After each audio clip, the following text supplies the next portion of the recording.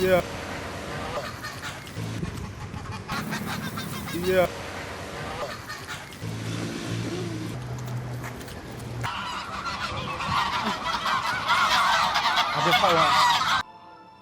Bon, on va mettre une belle vidéo en background. Oui. Allez, j'arrive pas à voir. Ah, c'est cool. Ok, on va baisser le volume. La DJI Osmo Pocket 3, ça fait déjà 1 an que je l'embarque partout avec moi. Dans la rue, dans la salle, en voyage et même au studio. Et franchement, je pense que je peux enfin te dire si cette mini caméra, elle vaut le coup en 2025 ou si elle va probablement finir au fond d'un tiroir.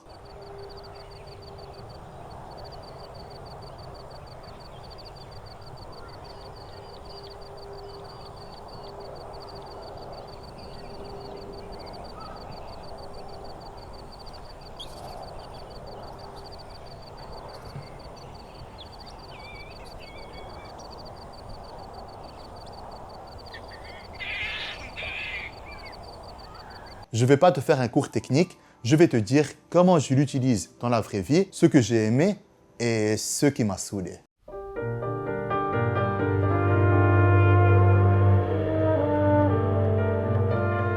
Il y en a pas mal. Ouais.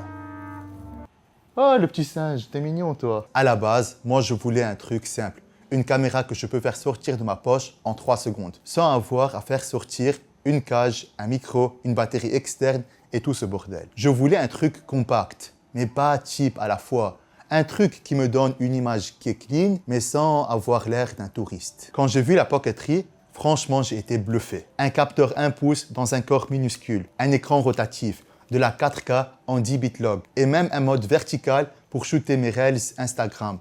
Je me suis dit, waouh, au top, allez, on tente. Et franchement, ouais, j'ai kiffé. En pleine journée, l'image est très propre, je trouve. Genre, tu filmes un plan simple dans la rue, tu as une dynamique qui te donne un look semi-pro direct. La stabilisation, honnêtement, je trouve qu'elle est bluffante. Tu n'as pas besoin d'un gimbal, d'un stabilisateur, désolé le français.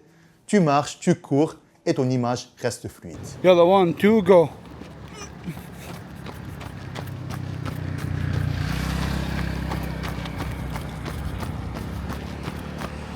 Back.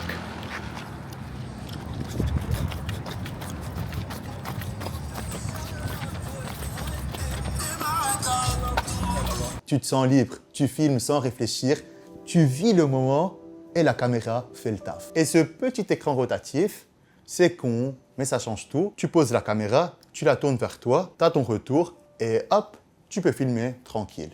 Salut les amis, j'espère que vous allez bien. Alors aujourd'hui, je fais un vlog YouTube de la DJI Osmo Pocket 3. Il y a un truc aussi que j'ai trouvé hyper sous-coté, l'audio. J'avais pris le pack combo avec le DJI Osmo Pocket 3 et donc l'audio est venu avec.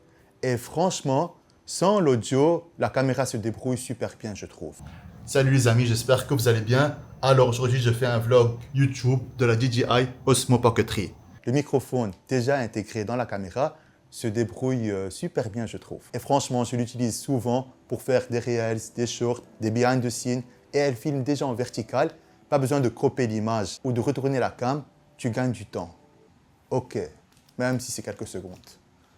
Mais bon. Et après 1 an, il y a des trucs qui me dérangent dans cette caméra. Pas tout est parfait. En basse lumière, je trouve que cette caméra, elle n'est pas faite pour ça. Elle n'est pas faite pour ça, tout simplement. Même avec un capteur 1 pouce, dès que la lumière baisse un tout petit peu, il y a beaucoup de grains. Tu as du bruit et l'image devient molle. Tu ne peux pas tout faire avec cette caméra. Le soir, ce n'est plus la même comme la journée. Et même si tu montes en ISO, tu sens vite que tu n'as pas assez de marge et la qualité se dégrade de plus en plus. L'écran est mignon, hein? Mais dès qu'il y a du soleil, beaucoup de soleil, aïe, aïe. Courage pour ce que tu filmes. Et il y a un truc qui me fait râler parfois, l'interface. C'est tactile, ok, mais ce n'est pas toujours réactif. Honnêtement, désolé DJI, mais j'appuie, déjà que mon doigt est super gros, je trouve. J'appuie 1 fois, ça ne marche pas. J'appuie 3 fois, ça freeze. Et ensuite, je me dis, bon, ok, redémarrage. Mais ce qui est cool, c'est que tu peux facilement dépasser les 30 à 40 minutes de shooting non-stop et elle ne pose pas. Bon, ok, je vais la poser. Pour passer à la conclusion, aujourd'hui, 1 an après, est-ce que je l'utilise encore? La réponse est ouais, mais différemment. Je la prends lorsque je veux rentrer dans une salle et paraître discret.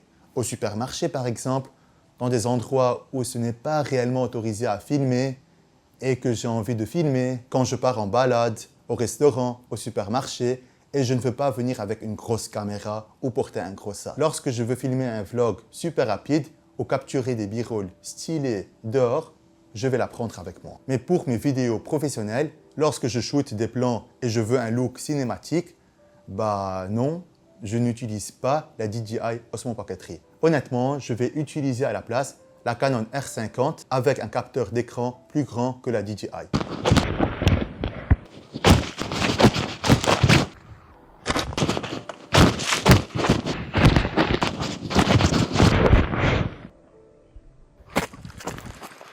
C'est une caméra au même prix que la DJI, mais en termes d'image de qualité, c'est autre chose, à ne pas comparer. La DJI, pour moi, c'est devenu ma caméra secondaire préférée.